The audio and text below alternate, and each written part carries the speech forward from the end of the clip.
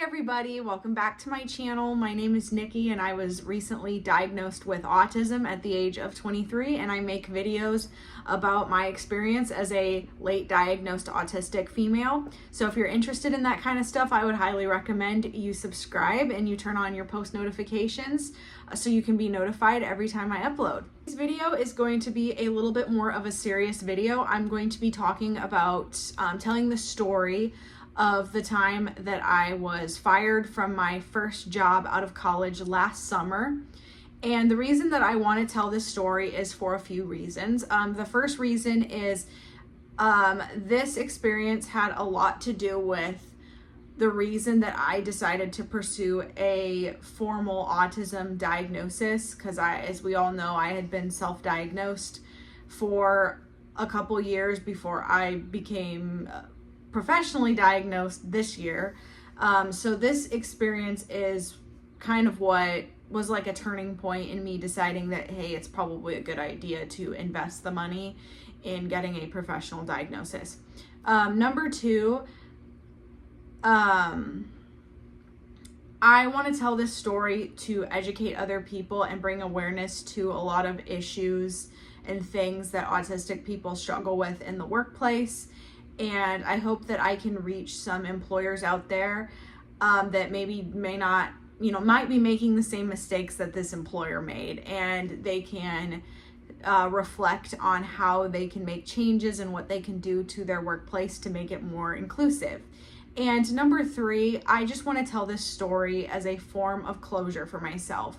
I've really been struggling in the last year to just move on from this situation. It was a very traumatic situation that I went through. I was essentially, I'll get into it, but I was essentially fired for some discriminatory reasons. And so it's been very hard for me to move on from it. I've literally been going to therapy for several months now. I just struggle in the workplace. I have a lot of anxiety and trauma from what has happened to me in the past, and it's been really difficult for me to move on from that. And so I think that telling this story and putting it out there and using it as a way to educate other people, using it for a good thing, would really be a huge step forward in the healing process for me, and would be a great form of closure. I do want to make a quick disclaimer before I get into the story. I am obviously not going to be including names of people or places in this video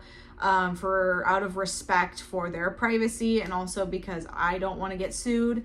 But I do ask that if you happen to find out who this company is somehow, if you do some digging and obviously I'm not going to disclose who they are, but if you happen to find out who they are, I do ask that you be respectful. Please don't reach out to anybody from this company that I'm speaking of and send them like hateful, threatening messages or anything like that. Please don't do that, because I just want to move on from this, and my intention is not to ruin this company's reputation and make them look bad. It's just to educate people, and I really do think that their intention really wasn't to ruin my life and be discriminatory. I think it was just a matter of a lack of education on their part. So I don't wish any harm on them. I just want to use my experience to help other workplaces become more inclusive. It's not to call anybody out, not to ruin anybody's life. So please don't get me sued, okay? All right. Okay, so without further ado, let's go ahead and get started with the story. So a little bit of background. I graduated college in December of 2021, and right before I graduated, I was offered a full-time position with a company. I'm just gonna say, just to keep it like as vague as possible, I'm just gonna say that this company was a management company, and I got an accounting job, and so basically this management company, we provided management services for clients. And I'm not gonna say what industry our clients were in, because that might give away who this is, but we were all as the accountants, we were responsible for providing or preparing monthly financial packages for our clients. And each one of us on the accounting team, we were assigned several clients that we were responsible for. So they started me out because I was brand new and because I was fresh out of college and wasn't experienced, didn't know what I was doing. They started me out with 4 clients with the hope that I would eventually be able to take on a couple more clients as I became more experienced and more comfortable with the job. Yeah. So that's just a little bit about the job and what kind of my role in the company. So I was offered this job a couple months before I graduated, and I was so excited because, first of all, as we all know, as it's very difficult for a lot of autistic people to find decent paying jobs. And that was one of my, as I learned in college that I'm autistic, that was one of the things that I feared the most, was that I was going to have a really difficult time finding a decent paying job, that I was going to have to go back to work in fast food, even as somebody with a college degree. So I was very happy when somebody offered me a job, and I knew that I was gonna have a decent paying job, and I wasn't gonna have to, go work some job that a high school dropout could do. So I was excited, but at the same time, looking back, I think my gut knew that this was not, let's just say, like, my gut knew that something bad was going to happen. And I kept trying to brush it off as maybe I was just feeling like apprehensive. Maybe I was just really nervous. This was my first full-time job out of college. This was going to be a new experience for me, going from being in school and then transitioning to working full-time. So I kind of brushed it off as this is perfectly normal for me to be nervous and to be a little bit apprehensive. But it was like my gut was telling me something bad was going to happen and I was not going to have a good time working at this company. And as I would find out several months later, my gut was right. So I started the job pretty much immediately after I graduated college. I graduated college like a week before Christmas, and I had been interning at a company prior to graduation. So my last day of my internship was the day after the day before I graduated. And then I graduated, and then I took the entire week off because that's when Christmas was. I took that whole week off just to like relax and enjoy the holidays and that sort of thing. And then after that, right after Christmas, I started my job. So almost instantly from graduating, I was beginning my full-time job. And I'm just gonna just briefly summarize the next 6 months of my life. I started the job and they started training me on things, and I'm gonna first start by saying the training process was very, very difficult for me because of the way that I learn as an autistic person. First of all, I have a very difficult time with note-taking because I have auditory processing issues. So like when I was in school, I always had a hard time in lectures listening to the teacher or professor or whatever, and then like processing that information, summarizing it into words, forming it into my own words, and then writing it down. I had a hard time doing that at the same time. And a lot of this training process at this company, a lot of it was you were expected to, this is how they trained you. You had to sit behind somebody's desk and watch them do whatever it was they were training you how to do, and you were expected to take your own notes. And that was very difficult for me because of my auditory processing issues. Like, I would try to take notes, but my notes would end up being like the crappiest quality, to the point that they were so useless. And that I really pretty much just, like, when I would be turned loose to go do the task on my own, I wouldn't even bother using my notes. And what would happen is I would constantly have to get up and ask my coworkers or whoever it was that trained me questions. I would have to ask them to come and help me, because and ask them to explain things over and over and over again, and I still wouldn't get it. And since I got diagnosed with autism and I took an IQ test as part of the evaluation process, which I will eventually tell a story about that, but I kind of got a little bit more clarity of, why I had such a hard time based off of my IQ test results, because the way that I was being trained was not working for me. Like, I know that I'm capable of learning challenging things and I can do difficult tasks if I'm being trained and taught in a way that works for my brain. And the way that I was being taught was not working for me. That's basically it. And so because the training process was so difficult for me, I just was not catching on to what I was supposed to be doing, if that kind of makes sense. I struggled every single day. I never really completely grasped my day-to-day responsibilities at this job. It would, and so my job as an accountant was to prepare financial statements. I had 4 clients that I was responsible for, and I had to prepare financial statements each month for these clients.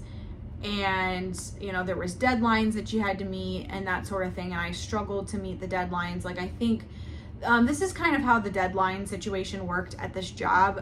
So first you would start by sending a draft of the financials to this to your clients, and we had in our department, they wanted us to have drafts out by the 8th business day. And then from there, we would take the draft and we would finalize that, and then they would want you to have your final sent out at the very least by the last day of the month. However, in our company, we had something called like an internal deadline where they wanted you to have our department wanted us to have things out by the 25th, so that we could spend like the last several days of the month, the last 5 or 6 days, kind of preparing for the next month, working on additional projects, that sort of thing, before we had to start like preparing the next month's financials. And I had a hard time meeting these deadlines because I didn't know what I was doing. I had to ask questions constantly and I still wouldn't get it. And then what would happen is I would go ask question, because this is the other thing. There was a couple people that I could go to that trained me in the department that I could go to for questions and that sort of thing, and I would go to them. There was this one guy that I would say that he was pretty helpful, and the way he explained things was a lot better than how this other person that I'm gonna mention explained things, but he would get a little bit more frustrated and impatient with me because it would take me a little bit to learn and to understand something. Maybe I would have to have it explained a second time or explained a different way before I got it, but he would kind of get a little frustrated. He wouldn't be like banging his fists on the table and he would kind of go and I didn't like going to him for help for that reason, even though he was a little bit more better about explaining things, because I didn't want to feel like I was being a burden. But then I would go to this other lady that, she was extremely, extremely patient, but she was not very good about explaining things to me. She would, and again, I don't do well as an autistic person. I don't do well with verbal instructions. I do a lot better with written instructions. I guess for me, I think I like having both verbal and written instructions. Like, I like somebody coming up to my desk and telling me what I need to do. That way there's an opportunity for me to ask questions if I'm not sure of something, and then maybe following up with written instructions like through an email or something. But like just written or spoken instructions is very difficult for me because, again, with auditory processing issues, that's very hard for me. So I would go up to this person's desk to ask for help, and she would just she would give very, very like wordy explanations of what to do. She would just go on and ramble about what I'm supposed to do instead of like kind of making it short and concise. And that was very difficult for me. And I admit that part of this is my fault too, because I was not the best advocate for myself at this job. Like, I wish that I would have been better about speaking up when I didn't understand things completely. Like, I admit that when she would try to explain something to me and I didn't completely understand it, and she would say, oh, does that make sense? You know, I would be like, oh yes, yeah, that's very clear. That totally makes sense. And then I would go back to my desk, and then I would have to try to do what she just explained that I needed to do. And I would have a hard time with that because I didn't, you know, and of course I couldn't really go back up and explain to her, you know, ask for her to explain it again, because I just told her that I understood it when I really didn't. So I would go to my desk and I would spend a lot of time just spinning my wheels, because I'm like, well, I can't go back and ask for questions because she thinks that I understand it when I really don't. That's kind of awkward to do that, you know. So I would just sit there and like try to see if I could figure out what to do on my own, and it would just result in me just spinning my wheels and not really getting anything done. And then that would impact my ability to meet deadlines. So that was another issue, was just not being, to sum it all up, I was not being trained in a way that worked for me. And so I was, you know, as I said, I was just struggling. I was not really making the kind of progress that they expected me. And so one day, about 4.5 months into me working at this company, one Monday morning, I come into work, and my boss, which we'll call him Peter for the sake of this video, Peter comes up to my desk and says, hey, would right now be a good time for a one-on-one meeting? And let me kind of back up a second, because I need to explain this before I go further. Basically, we were technically supposed to be having one-on-one meetings with our supervisor at this job. Like, it was his responsibility to, like, bi-weekly, he would schedule, like, in the morning, he would just have like a 15-minute meeting with each one of us, one at a time, to just kind of check in on us, see how we were doing, see what was going on, if we need any help with anything, that sort of thing. And I think we did one-on-one meetings maybe twice while in the 6 months that I worked at this company. He was just not very good about doing that with me. And so he comes up to me, asks me if now would be a good time for a one-on-one meeting. And I'm like, sure. But then at the same time in my head, I'm like, that's weird that this guy is scheduling a one-on-one meeting with me when we've had like maybe 2 of those. You know, it's like, are you all of a sudden starting this back up? So I thought it was kind of weird, but then I thought, you know, maybe he's trying to get better about doing this. So I get up, and normally when we did have the one-on-one meetings, we went to this conference room. But instead of going to the conference room, we went to his my boss's office, which for the sake of this video, his name is going to be John. So John was my boss's boss. And we went inside, we headed over to John's office, and as we were walking in, Peter says to me, oh, we're going to have, John's going to join us for this. And so I immediately, like, my heart starts pounding, because I knew that this can't be a good thing if John is getting involved. So we get in there, and long story short, it's a performance improvement plan. They put me on this performance improvement plan. John hands me a list of like 10 objectives that I was expected to meet. And the thing is, this is another thing I'm gonna say that they just didn't do really good with, and that was they gave me like very vague objectives. Like, the objectives really were not specific and measurable, which, like, I do really well, especially as an autistic person. I do well when expectations are very specific and very, very clear. When things are vague, I do not do well. Like, I'll give you an example of like one of the goals that was given to me. One of them was to regularly like keep in contact with my clients, because I didn't really like reach out to my clients. I didn't really talk to them unless I either needed a specific report from them or they reached out to me because they had a question. I didn't really reach out to them that much. But I guess like they wanted me to reach out to them just to kind of check in with them. And it was just like the goal was, an example of the goal was regularly keep in contact with your clients. And again, like, what the hell does that mean? What do you mean regularly keep in contact? Like, how often am I supposed to talk to them? Am I supposed to talk to them every day, every week? Like, I need like more specific expectations. That I do really well with that when things are black and white. And when they're not, I don't do well.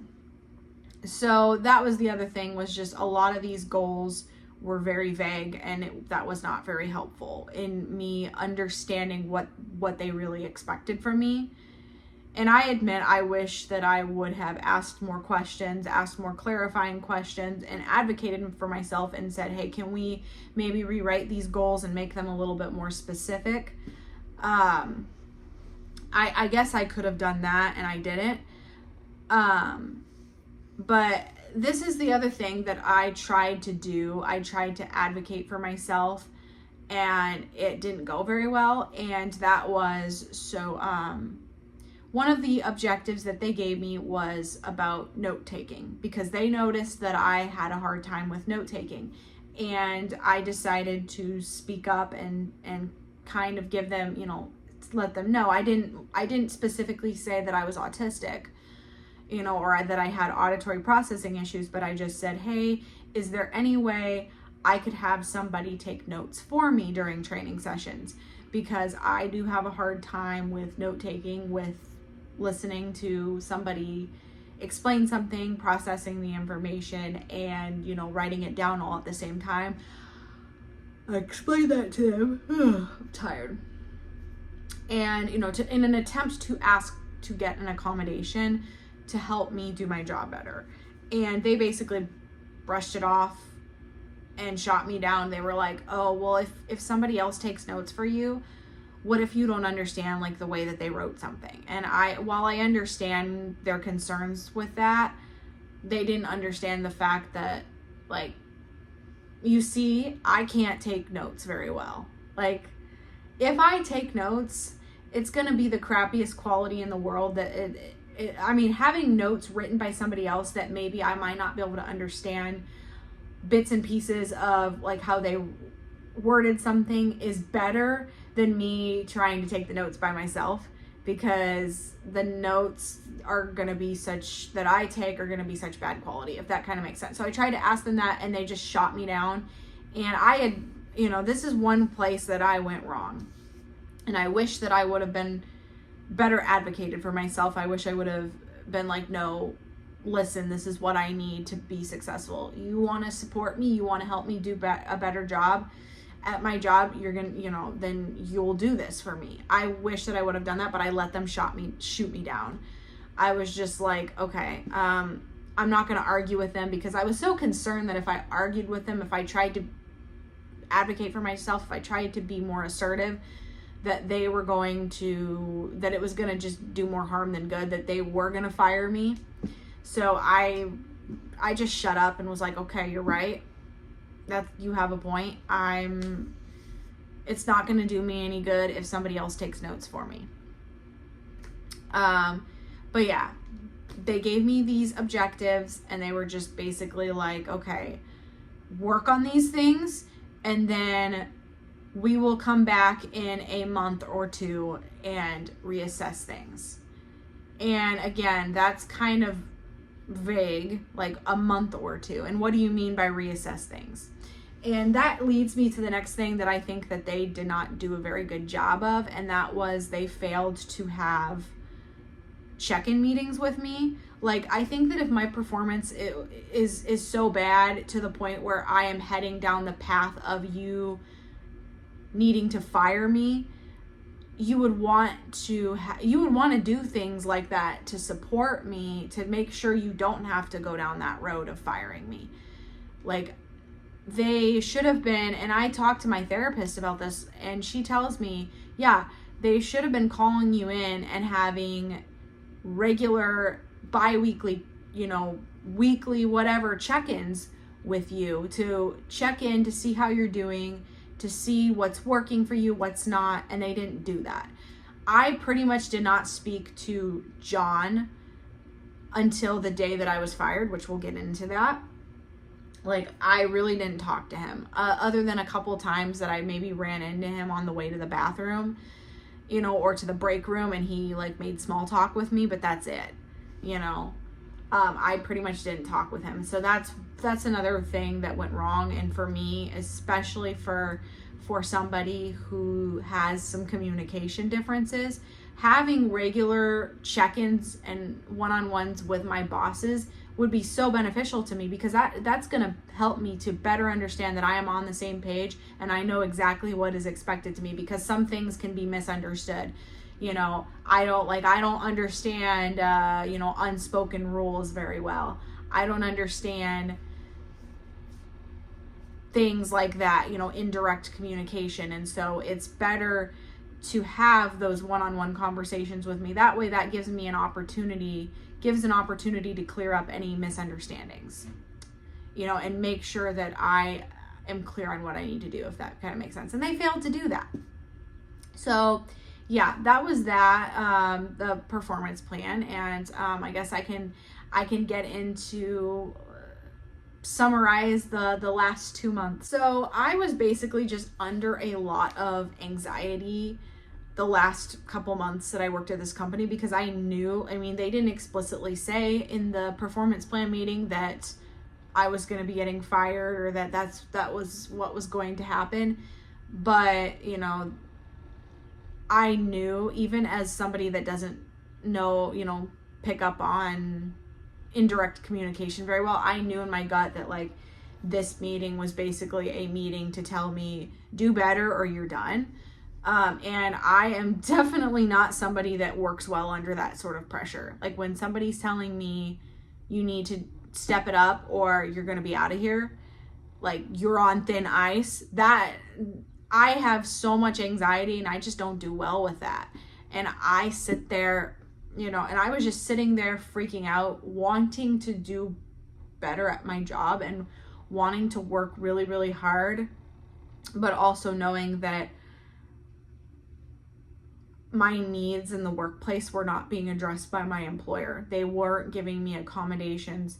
They weren't giving me training that worked for me. And I was also, and again, I admit, as I said, that I could have been a better advocate for myself, but I also was afraid because I wasn't officially diagnosed at the time. I was worried about asking for an accommodation or implying that I had a disability and them asking to see some kind of paperwork as proof and me not being able to provide that paperwork for them. Yeah, so I do admit it, but that was part of it. I was worried about disclosing a disability or disclosing that I may be disabled and having them like getting into trouble because I don't have a piece of paper to, justify that I have a disability. So I was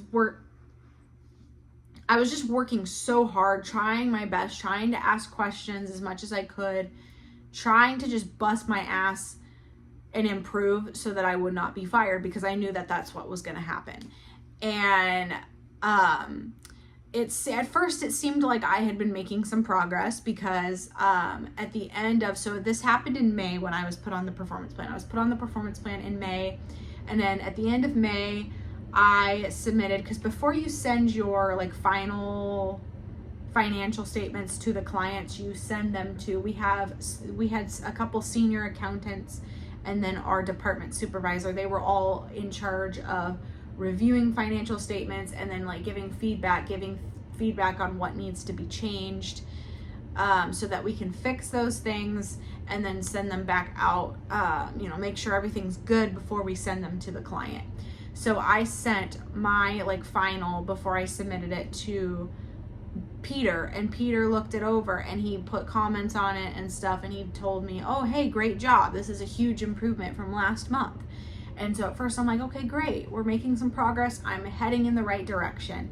And then so then we had Memorial Day, and so for Memorial Day I took a week off of work to go to Dallas to spend some time with my friends and family that live down there. So I was out of work for a week, and I came back, and I was already a couple days behind because I had been out of town. So I started out kind of trying to catch up, being stressed out about trying to get ahead, get back ahead. And there was a couple other things that happened that kind of set me back, kind of stressed me out, got in the way of things, were kind of distractions, I guess.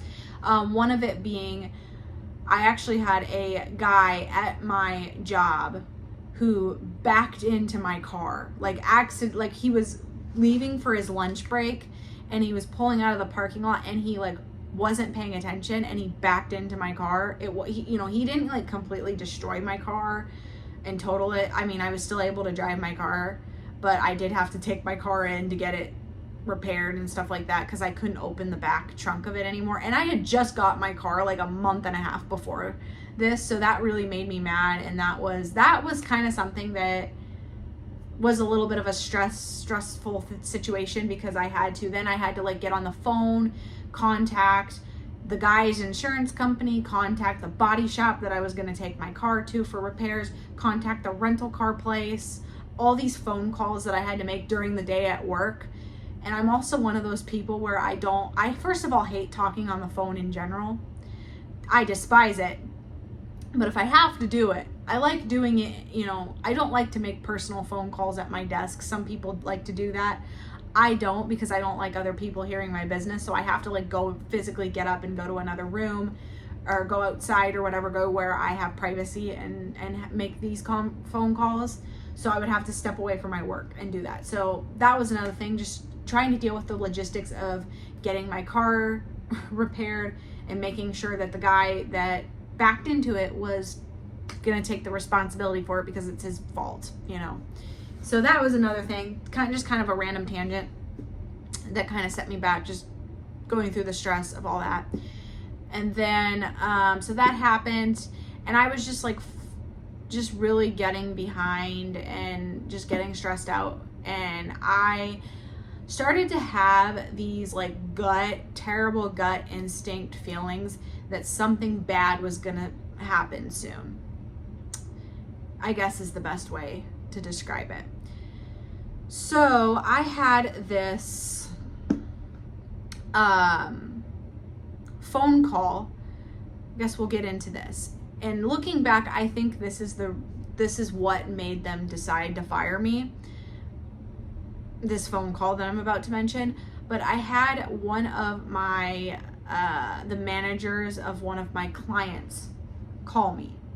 And this guy, I'll just tell you, this guy would always call me like unexpectedly, unannounced, because I would send him his draft for his financials and he would call me up and just start grilling me with a bunch of questions. And I understand that was part of my job, but I just like, the way that he did it just drove me nuts, because like, number one, please don't call me. As I mentioned before, I hate phone calls. I especially hate phone calls when they're unexpected. Like, if you have to call me, if you insist on a phone call, at the very least, give me like 24-hour notice before you call me so I can mentally prepare myself for a phone call with you. Yeah.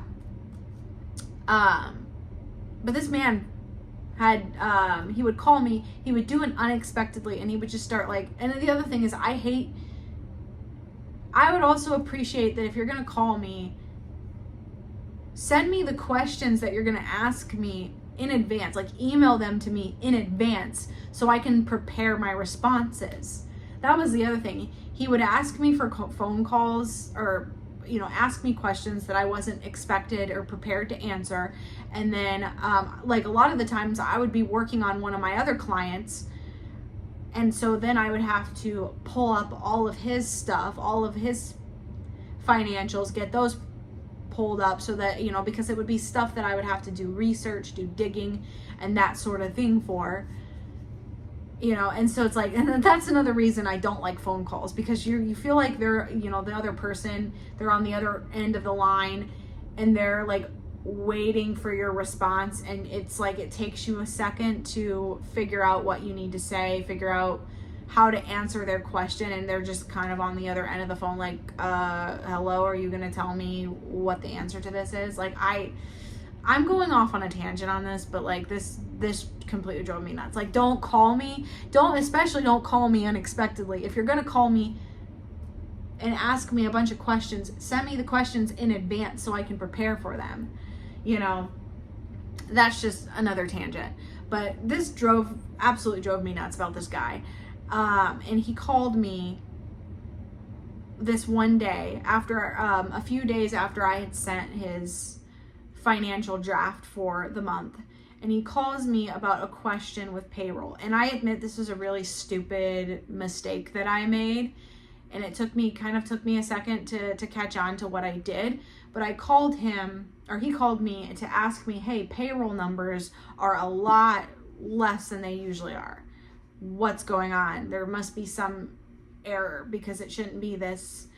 And I as a unexperienced, stupid person that I am, I realized, long story short, I realized that I was missing one pay period when I did payroll, like when I booked payroll. I apologize if I'm boring you to death with accounting jargon, but I didn't book the last, because we were doing May's financials. It was June, and so we were working on May's financials. I did not include the last pay period in the month of May in May's financials, because that pay period was paid in June. So I assumed, being the stupid person I assumed that was going to be included in June's financials, because that was not technically paid out until June. But however, the entire pay period would have taken place in May, so it should have been included in the May financials. I know there's going to be more experienced accountants out there that are going to be watching this video, that are going to be yelling at me and getting upset with me about how stupid I am. I know. But I was just a stupid bitch, and I made the mistake. And it took me a second to realize, and then I looked at it and I was like, oh, that's right. I should have included this last pay period, and I didn't. And I told him that, and I said, I do apologize. I'm going to go ahead and book this last pay period, and I will send you another draft, and everything should look good. And he got pissed off. He wasn't like cussing me out, yelling at me or anything like that, but he kind of just, I could tell, even as somebody that can't read like nonverbal cues very well, I could tell that he was just kind of pissed off and kind of just disappointed and frustrated with me. Like he kept saying, like, I don't understand why you would think that it takes, with it taking until the middle of the month to get a draft out, that things would be more complete. Like, I just don't understand, not that I'm trying to tell you how to do your job, but this is just ridiculous. Like, I could tell. And after I hung up the phone with him and I fixed his stuff, I just started to have these just really bad gut instincts that phone call was going to get me fired. Like, I am pretty sure that is what happened, and I'll get there. But I had this feeling that he was going to be contacting my bosses and complaining about me. So I just started to really just freak out, really stress out. And yeah, I knew something was going to happen.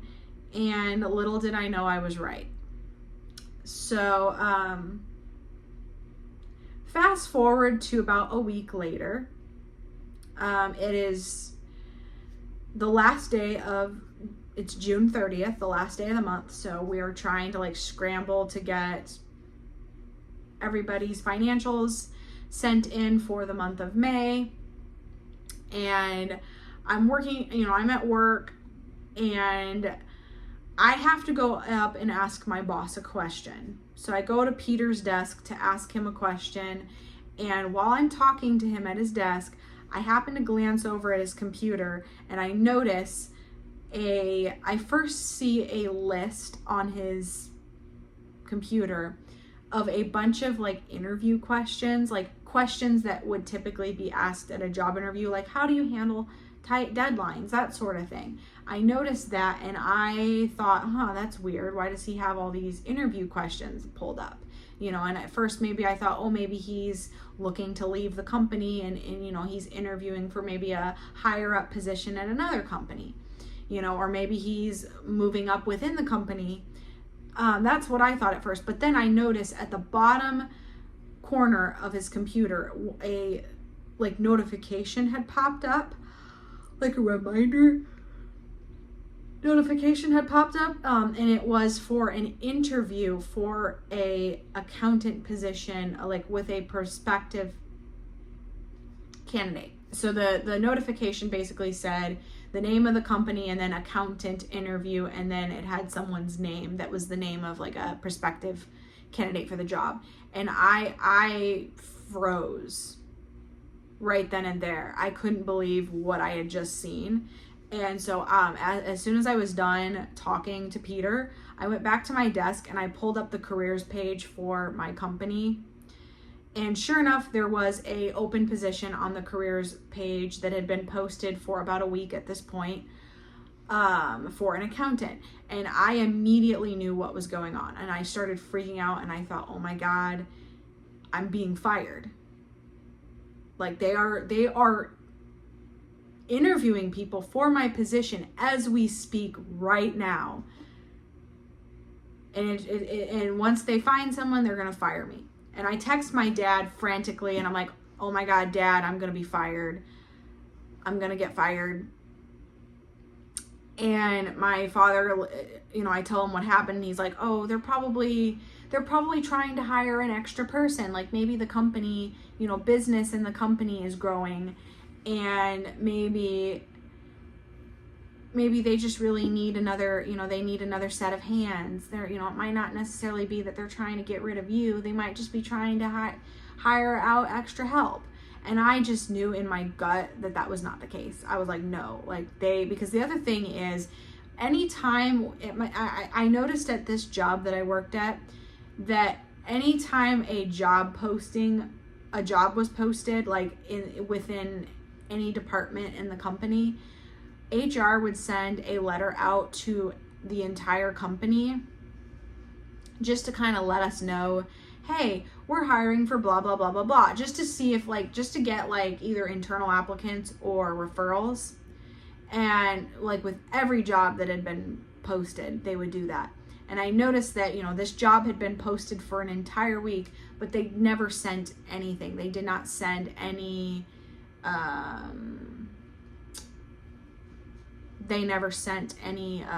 letter or email out to the entire company.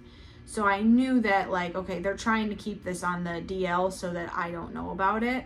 I don't figure out what's going on.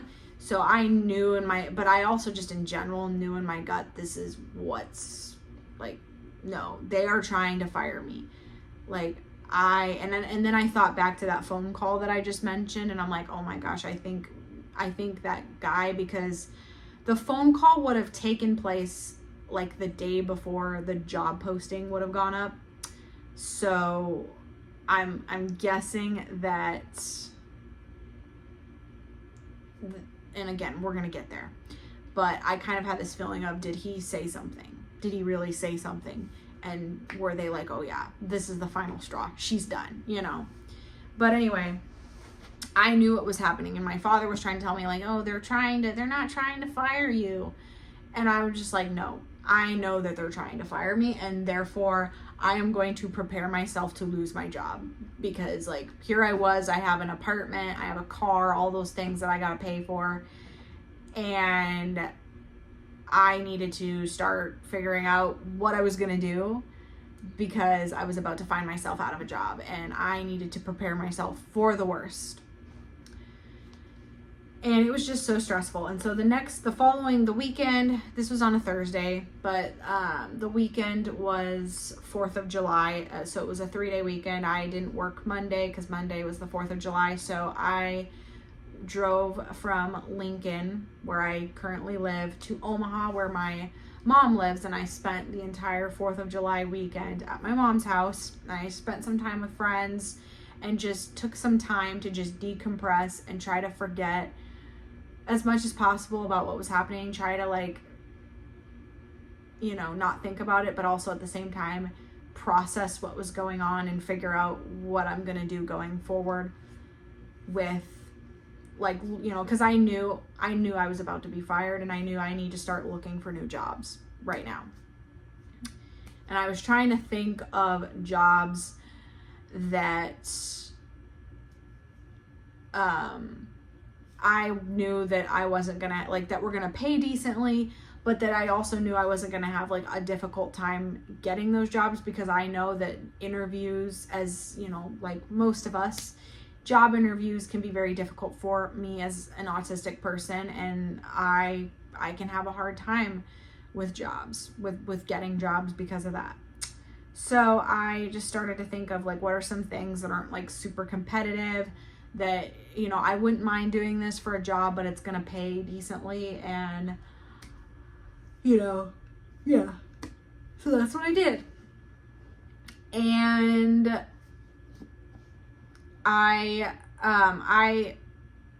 my plan was that I was going to, and this video is probably already going to be too long, so I don't think I will talk about finding another job in this video. I'm just going to focus on getting fired, and maybe I will make a separate video eventually of how I found another job after I got fired, because long story short, I basically ended up finding the job that I currently work at now literally a week. I was offered the job literally a week after I got fired. So that's another story for another time. I think I might try to tell that eventually. I'll put that in my video idea list.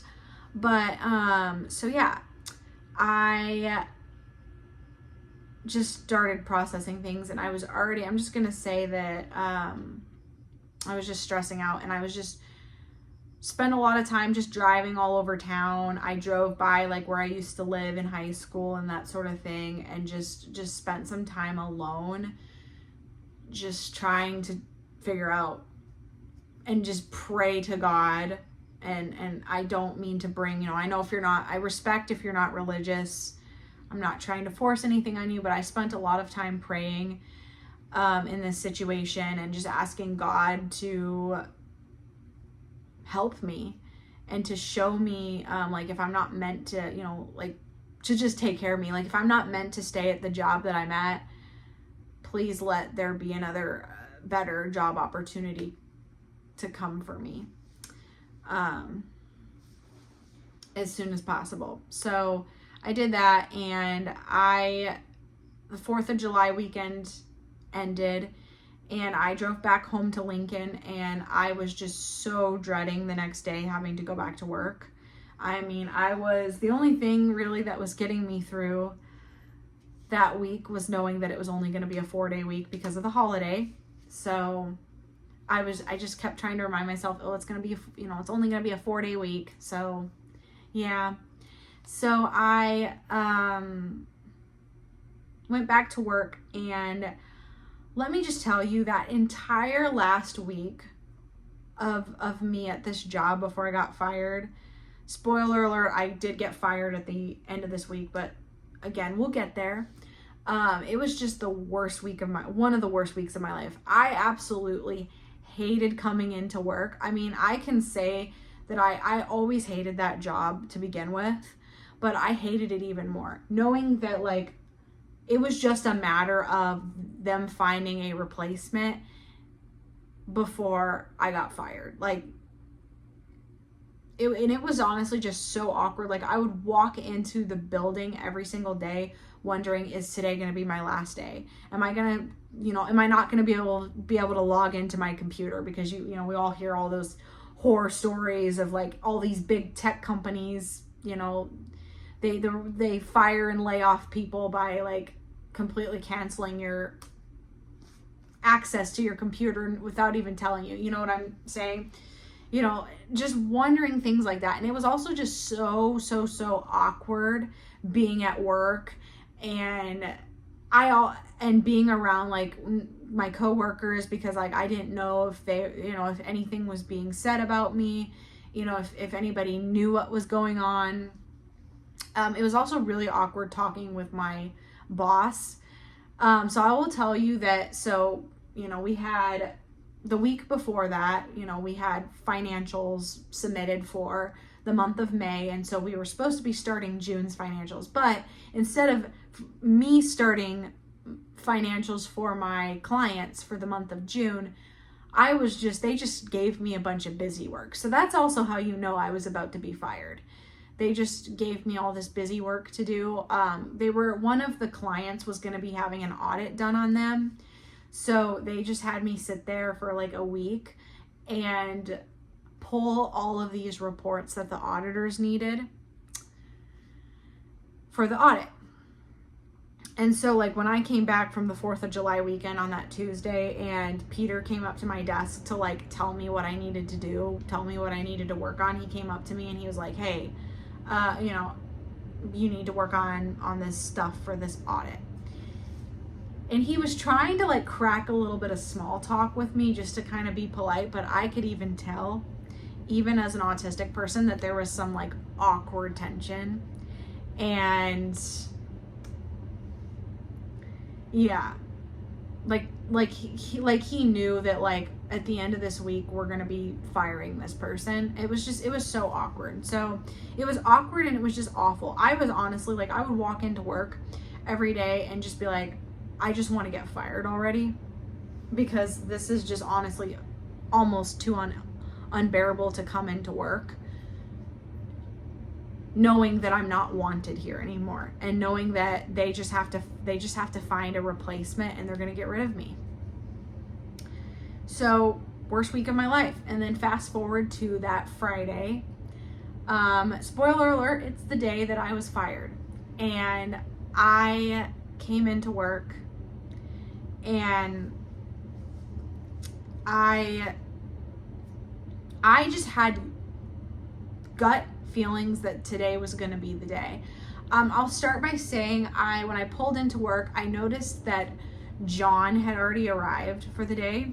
And I thought that was kind of weird, because the other thing is John, we kind of had more of a like flexible work schedules. Like you could come in at any time and then leave at any time. Like John usually came in around 8:30. I usually came in at 8. So usually he wasn't already there, but on this particular day, he already had arrived at the office, and his car was there because I knew what kind of car he drove. And I thought, oh, that's strange that John's car is here. And I knew that like that he's probably gonna fire me. Like I thought that I was gonna sit down at my desk and immediately be like tapped on the shoulder and told to pack my stuff and get out of here. And I walked in and I noticed that John's office door was closed, and so I guess he was having some kind of meeting. I didn't look in the window to see like who was in there or who he was talking to, but I just saw that. I also saw that Peter was not at his cubicle. So I just started like getting really, really nervous and thinking they're gonna pull me aside at any second and they're gonna fire me. And but the day went on and I didn't get fired. And then fast forward to more closer towards the end of the day. It was about 3 o'clock. I was just really looking forward to going home and just feeling a sense of relief that it was Friday and that I had made it through one more week at this job, and that at this point I had grown to just really, really hate. And about 3 o'clock, my desk phone rings, and it's a call from John. And before I even pick the phone up, I know instinctively what's about to happen. So I answer the phone, and John answers, and he says, "I need you to come into my office." And so my heart just starts pounding because I know what's about to happen. And I walk in there, and Peter is sitting there as well, and John just gets right into it and tells me that I'm being let go, tells me that it's performance related issues, pretty much sums up why I was being fired. Just like it says that it was because, I was not performing well. He mentions the performance improvement plan and tells me that, they didn't see the progress they wanted to see. And then he mentions something about quote unquote concerns from my clients, which that's where I think that, oh, there's a cat. That's where I think that don't get into that, Blue. That's where I think that that guy, that manager that I mentioned, maybe might have made some kind of complaint, and that's, I think, probably what the straw that broke the camel's back. I think that's why they chose to fire me. So that's what happened. And so I was given a box by Peter to put all my belongings in, to go clear out my desk, put all my personal belongings. I had to give Peter my key to the office, all that stuff. And fortunately, one of the things is, once I knew I was, when I knew after finding that job posting and knowing that I was going to get fired, I was so worried that it was going to be like a huge scene and that sort of thing. Fortunately, that was not the case, because this was a Friday, so there was actually a lot of people that were on PTO and didn't come into the office that day. So there really wasn't a whole lot of people, or there was people that left early for the day because it was Friday. There was really not a whole lot of people. I don't think anybody really saw me packing up my stuff and leaving. So I was very grateful that that's what I was worried about. I was worried about a scene. So I packed up my stuff and I got the hell out of there, and I went home, and it was, I did a lot of crying that weekend. Obviously, there was a mix of emotions that I was going through. I was obviously very scared because I had just lost my income, and here I was with an apartment and a car and food to, that I have to pay for. And the apartment that I live in, they have a very strict policy against breaking your lease and that sort of thing. So it's not like I would have been able to get out of my apartment and move in with my mom. Like, I would have been stuck paying for it either way. But a lot of just anxiety, but also a sense of relief that I was away from this job that I had just grown to really, really hate. And that wasn't a good environment for me. It was really not an inclusive work environment. And that's why I failed.